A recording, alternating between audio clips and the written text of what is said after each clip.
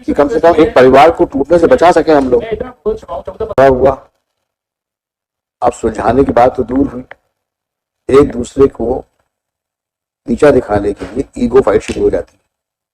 कि आगे किस प्रकार से जाएगी ये समय ही बताएगा, और उसके लिए आप दोनों जिम्मेदार हैं। आप भी कम नहीं हैं और आप भी कम नहीं हैं, आप दोनों जिम्मेदार हैं। जब ऐसा ही था तो क्यों शादी की थी? क्यों बाबूजी परिवार को खराब कर रहे हो? 14 साल तो हो गया। अगर परिवार बस जाता है तो कितनी अच्छी बात है, और कहीं गड़बड़ करी इन्होंने, ये मेरा वादा है। आप साइंटिस्ट थे, आप भी पढ़े लिखे हो, आप संधि पढ़े लिखे हैं, दामाद पढ़ा लिखा है, लड़की पढ़ी लिखी है, तो इतना पढ़ना लिखना तो बेकार हो गया। हाँ, क्यों बाबूजी परिवार को खराब कर रहे हो? 14 साल तो हो गया।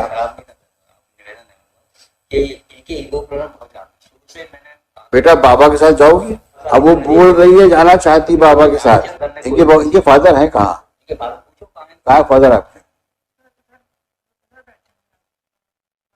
बुलाओ उनको, पिछली बार एक बार उनको आने दो, बुलाइए फादर को अपने। आप भी पढ़े लिखे हो, आप भी संधि पढ़े लिखे हैं, दामाद पढ़ा लिखा है, लड़की पढ़ी लिखी है, तो इतना पढ़ना लिखना तो बेकार हो गया। मैंने आपसे रिक्वेस्ट किया थी पिछली बार। रिक्वेस्ट है कि सर मैं अगर आप ऐसे कहेंगे तो फिल करके मर जाऊंगा शायद। आप एक बार में मुझे नहीं, मैं कुछ सजा दूंगा आपको, ये आपका, हम तो केवल आपको रिक्वेस्ट कर सकते हैं कि कम से कम एक परिवार को टूटने से बचा सके हम लोग। मैं इतना बोल चुका हूँ, 14-15 साल से जुडिशियल प्रोसेस में नहीं गिरा हुआ हूँ, और अगर इनको रहना होता तो कोर्ट कभी रखवा नहीं सकता किसी को। अगर पर्सनली खुद इनका रहने का मन होता तो मैं गुजरात रहा, मैं दिल्ली रहा, ग्वालियर भी रहा, कभी शिमला रहा, हर जगह इन्होंने आरटीआई लगाई, कोशिश कभी करी नहीं रहने की, एक बार भी नहीं करी। आज की डेट में भी देखिए सेक्शन 31 लगाया वसूली का, घर के घर में पैसा लेने के लिए वो लगाया। देखिए ऐसा है, देखो होता क्या, होता क्या है कि सारी प्रॉब्लम्स माइंडसेट की होती है। अब आप दोनों के बीच में कोई झगड़ा हुआ, समझदारी इसमें है कि दोनों आपस में बैठ करके सुलझा लो। सुनना है कोई बात, समझो बात। शुरुआत कहां से होती है? झगड़ा हुआ, अब सुलझाने की बात तो दूर हुई, एक दूसरे को नीचा दिखाने के लिए ईगो फाइट शुरू हो जाती है, और कहीं खुदा न खास्ता माँ बाप बीच में आ गए और उन्होंने कुछ माचिस की तीली लगा दी तो वो और एग्रीमेंट हो जाता है। फिर कुछ रिश्तेदार आ जाते हैं, फिर वो आपका मनोबल बढ़ाते हैं। डरते क्यों हो? कोर्ट कचहरी तो है, उनको कुछ समझाते होंगे। अब आपका दिमाग टोटल कंफ्यूज है दोनों का। अब झगड़ा तो दूर हो गया, अब पूरा आपको जो डायरेक्शन मिल रहा है वो लड़ने का मिल रहा है। ऐसे ही होता ही है, और उसके बावजूद मुकदमे होते क्या है? अगर समझदारी से काम ले आदमी तो मुकदमे होने की गुंजाइश ही नहीं होती। अब आप इसी प्रॉब्लम है, आप कहोगे साहब ये तैयार नहीं थे, ये कहेंगे ये तैयार नहीं थे। ये कहा जाता है there are no facts, it's all interpretations. क्यों कहा जाता है? क्योंकि आपके हिसाब से जो सही है उसको आप सही मानते हो, इनके हिसाब से जो सही उसको ये सही मानती है। तो जब ऐसी सिचुएशन होती है तो सही क्या है ये जानना बड़ा मुश्किल हो जाता है। जब म्यूचुअल रिजोल्यूशन एफर्ट्स बनते हैं फॉर रिकंसिलिएशन, इसीलिए हम लोग मेडिटेशन बैठाते हैं। आप सुनिए मेरी बात को, आप लगता है ज्यादा तैयार होके आए हैं, बात तय करके आए हो कि और नहीं सुनना है हमको। आप इतने एक्साइटेड क्यों हो रहे हो? मैं तो समझ गया आपकी बात को। आप उन्होंने बहुत हरास किया, 12 मुकदमे लगा दिए, आप जीवन शीर्ण हो गए हैं, जीवन व्यर्थ हो गया है आपका। अब पता नहीं शायद आगे ये कहने वाले हों, साहब आप मैं तो अब मोक्ष लेने वाला हूं, मुझे जीवन नहीं जीना है, शायद कहने वाले हों अब आप।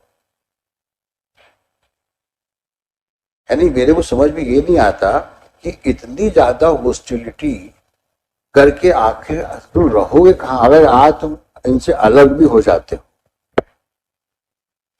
करोगे क्या तुम? कितने साल के हो गए हो? 45 के। उसी के आसपास मैडम भी होंगी। आज तुम लोग जिंदगी के उस मुकाम पे खड़े हो जहां आगे चलना कितना मुश्किल होगा अकेले। और सोचो, ये बच्ची जब बड़ी होगी तो तुम लोगों के बारे में इसके क्या ख्यालात होंगे, और शादी के बारे में क्या सोचेगी ये।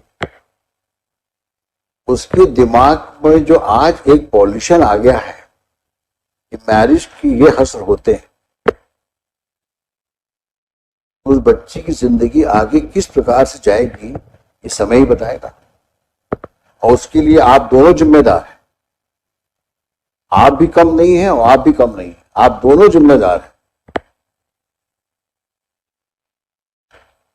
जब ऐसा ही था तो क्यों शादी की थी, क्यों बच्चा पैदा किया था? क्या आप दोनों की रिस्पॉन्सिबिलिटी नहीं है उस बच्चे के लिए? अब जीवन किसके लिए जियोगे तुम? सरवाइव करने के लिए सिर्फ, कि उस बच्ची की देखभाल करने के लिए? She is like a flower in a garden. आप दोनों को उसकी परवरिश करना है। वो प्लांट्स जब आगे बढ़ेगा तो आपको सेटिस्फेक्शन मिलेगा। आज मेरा बच्चा यहां पहुंच गया, मेरी बच्ची यहां पहुंच गई, यानी उस सेटिस्फेक्शन के बारे में सोचो कि कितना सुकून मिलेगा तुमको, दोनों को, मैडम आपको भी। ये सोचना चाहिए। She is like a small plant in your garden. She will blossom, she will grow, and she will remember both of you कि हमारे माँ बाप ने कितना किया हमारे। ऐसी जिंदगी चलेगी, उस बच्ची के दिमाग में क्या आगे आएगा, क्या सोचेगी वो आप लोग के बारे में।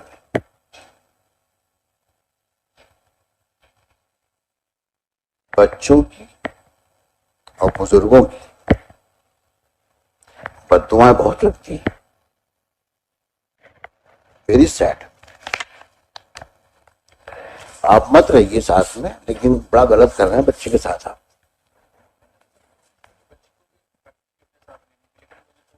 हाँ, आप इतने सेल्फिश हैं, बच्ची मिल जाए वो बाहर में जाए। नहीं सर, ऐसा नहीं है, ऐसा नहीं है, ऐसा मैंने आपसे कहा आप कोशिश करो। ऐसा होता तो इनकी तरफ से अगर एक प्रयास भी किया गया होता तो यहाँ पे पहुंचती नहीं सर। जब मैं कितनी बातें बोल दी आपको, अभी भी आपकी समझ में नहीं आ रही है, then you live in hell wherever you want to go. You will not hear such cases. ठीक है मैडम, जब ये तैयार नहीं है तो let him suffer as he wants to, as he is destined to suffer. अब सफर करते हैं, कुछ नहीं मिल सकता कहीं से, ईश्वर को कुछ नहीं देगा। बच्चों का ख्याल नहीं है तो मैं किसका ख्याल होगा? I doubt you are a normal human being. Mr. Sharma, we are adjourning the matter. He is determined not to keep her. And I congratulate both of you, lawyers. Keep on fighting. आप भी लड़ो, आप भी लड़ो। देखो कहां तक जाता है मसला। सॉरी मैडम, आपका परसुएशन काम नहीं आ रहा है। आपने किससे बात करी? आपने किससे बात करी आप बताएं? आपने अपने फादर इन लॉ से बात करी, मदर इन लॉ से बात करी हैं? फादर इन लॉ की बात हुई थी। हाँ, आपने कहा बहुत जी माना चाहते हैं, क्या बोले वो? मैंने ये कहा कि आपने खाना खा लिया। You shut up.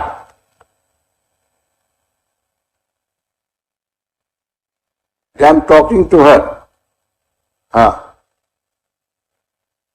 क्या कहा उन्होंने? मैंने कहा आप कैसे हैं, कैसे क्या है, तुम 14 सालों से परेशान कर रही हो। इस तरह से उन्होंने बात की, मैंने अच्छे से बात की। कहाँ रहते हैं वो? ग्वालियर भी हैं, आए हैं आज? बुलाइए।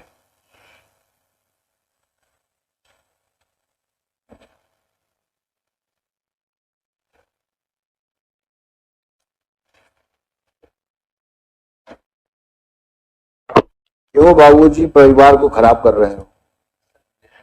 14 साल तो हो गया।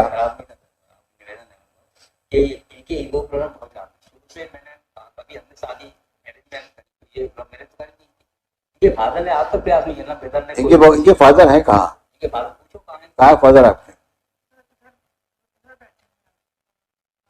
बुलाओ उनको। पिछली बार 5 एक बार उनको आने दो, बुलाइए फादर को अपने आप। कहाँ बैठे हुए हैं?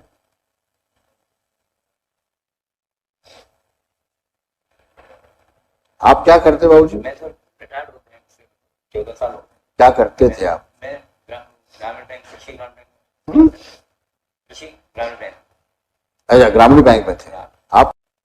हम आपकी दुख और पीड़ा को समझते हैं। सर मैं 5 साल पहले, 6 साल पहले इसी कोर्ट में जज साहब ने आदेश किया था कि आप लोग जाके फादर से आप लोग जाके बात करिए। तो मैंने सब ठीक है, हम तैयार, हम तो अभी तैयार ले जाने की करने में तैयार। फिर आप गारंटी दीजिए कि ये हाइपर इतनी हो जाती है, मेरे को मारा इनके फादर के सामने और गिलास पानी फेंकते देखिए, आप मेरे को बोल दीजिए। तो कैसा नहीं करते, ऐसे बात करोगे? उनको बोलने दीजिए ना आप। मेरे को पानी फेंकेंगे फादर के सामने और मेरे को एकदम काला इनको पकड़ लिया। मैंने देखिए फादर बोला, मैंने देखिए क्या क्या था। मेरी एक भी लड़की है, 22 साल हो गए, कोटा राजस्थान में रहती है। उस पर 498 केस लगाया, यहाँ से हाईकोर्ट से हुआ, उसको खारिज किया। झूठे केस लगाए, 498 लगाया, वो सब खारिज हो गए। आपकी वाइफ कहाँ है? मेरी वाइफ स्वस्थ है? नहीं स्वस्थ, बीमार रहती है। अभी घर में उनकी देखभाल कौन करता है? मेरे को फोन लगाया, पूछा पापा जी क्या है? हाँ ठीक हूँ, बस इतना ही से बोला क्या है। और फिर बच्चे लगा दिया, दादाजी क्या मैं ठीक ना, मैंने सॉरी बोला ना, माफी मांगे, कुछ भी नथिंग। अच्छा, आपकी वाइफ की देखभाल कौन करता है? मैं ही करता हूँ। ये तो बाहर है, मैं और कोई घर में है महिला? नो बड़ी, मैं मोबाइल। इस बच्ची को पहचानते हो?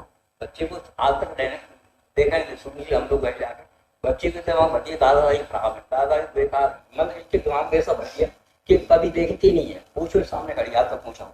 छोटी बच्ची जब भी आज जो डोमेस्टिक वायलेंस घर पे आई तो धोती डाल के भेजा, हम लोग देख नहीं रहे। बेटा बाबा के साथ जाओगी?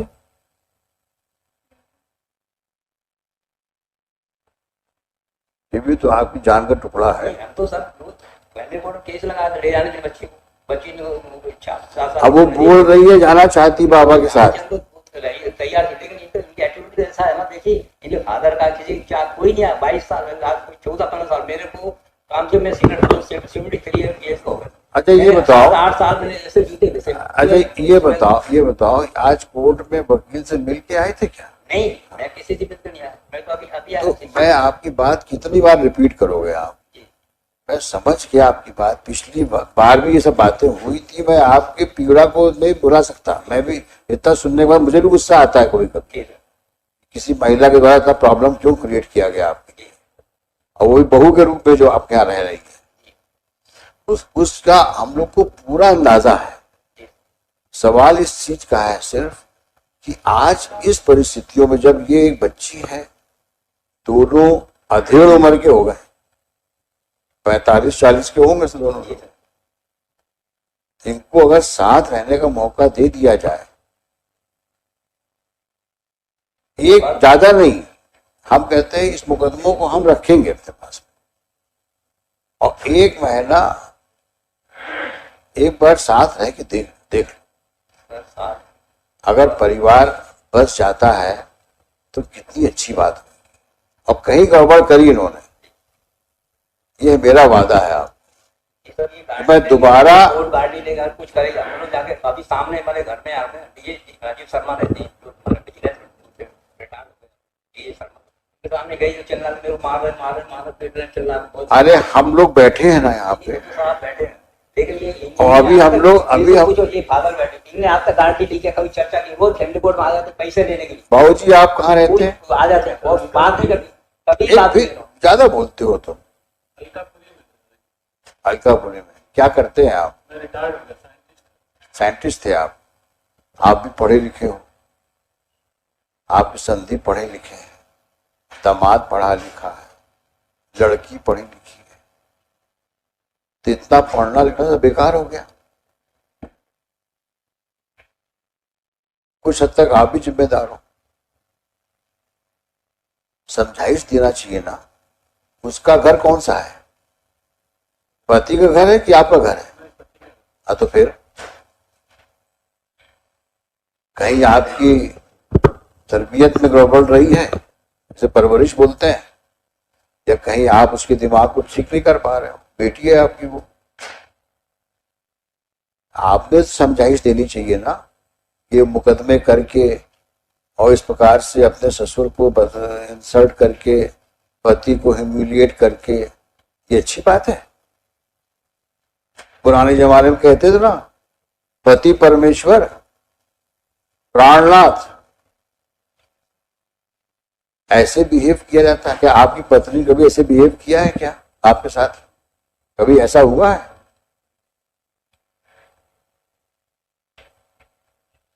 अगर आपके साथ ऐसा होता तो कैसा लगता आपको?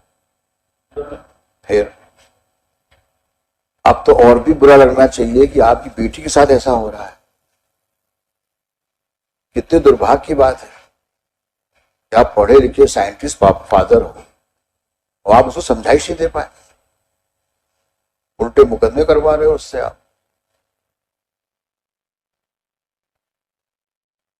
भी अपनी जिंदगी की शाम में चल रहे हो। कितने लड़के हैं आपके? तीनों बेटे की शादीशुदा होंगे। क्या हालात होंगे इनके आपके ना रहने पर? फिर तो समझाइश क्या देनी चाहिए आपको? बेटा अपने घर पे जाओ, बोलिए, है कि नहीं? जब मैं लेके गया मैं क्या बोल रहा हूं आपसे, दोनों तरफ प्रॉब्लम्स हैं और वो प्रॉब्लम्स पिछले समय की है। आगे देखो, आप दोनों बैठो, मत इनको साथ रहने दो अभी, लेकिन आप दोनों बैठो, आप दोनों समझी लोग बैठो। भाऊ जी आप, हाँ, बैठे हम लोग तो हमने कहा ये, मैंने कहा आप गाड़ी मैं तुमसे क्या बोल रहा हूं, अभी ठीक है, इन दोनों को मत साथ रहने दो, पहले आप दोनों बैठो, बातें करो पहले आप, ठीक है? आप जाएंगे इनके घर, आप इनके घर जाइए और इनसे बातचीत करिए और आप भी साथ में रहिएगा। अपने बाबू जी के साथ आप बैठिएगा और वो भी आएंगे, पूरी बात करिए, समझिए सिचुएशंस को और क्या चाहते हो। जितना दुख दर्द है सब एक दूसरे को बता दो, हल्के हो जाओ।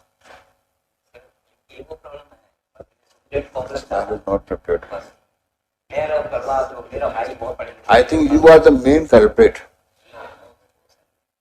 You do not want them to live together. मैं कितनी बार बोल चुका हूं, मैं यहाँ पे मुकदमा डिसाइड नहीं कर रहा हूं। जिस दिन मुकदमा डिसाइड करने की बात आएगी तो मुझे 5 मिनट से ऊपर नहीं लगेगा।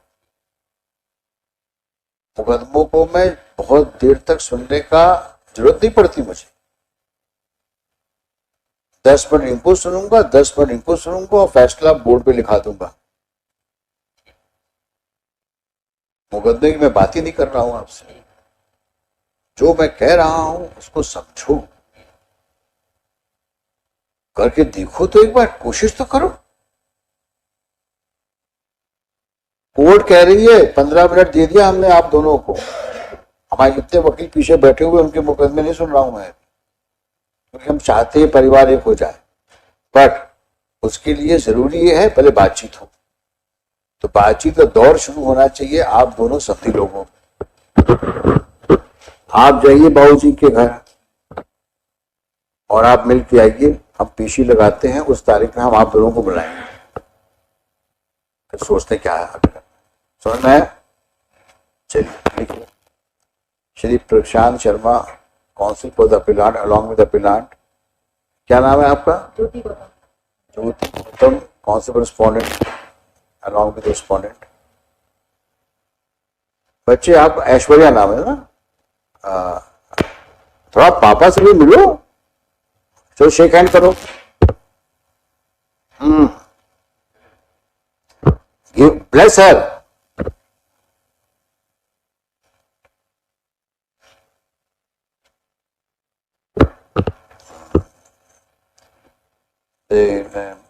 MS Aishwarya, daughter of the parties, is also present. Besides, father of the appellant and father respondent. Stop. During the course of the arguments, during the course of prolonged hearing, during the course of the long hearing, it appears to the court that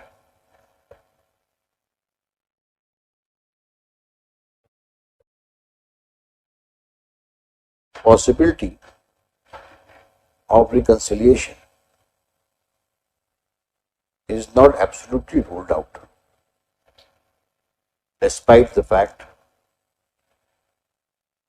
both parties have been fighting each other like cat and dogs.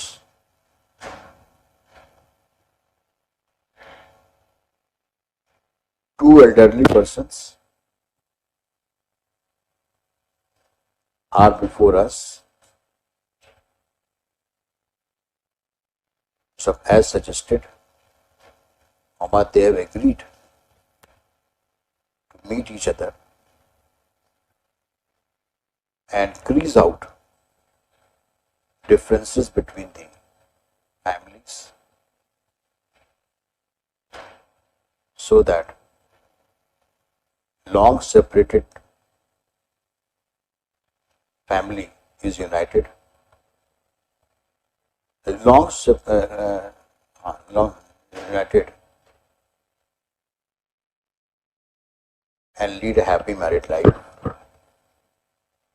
with their daughter. कब जाएंगे आप?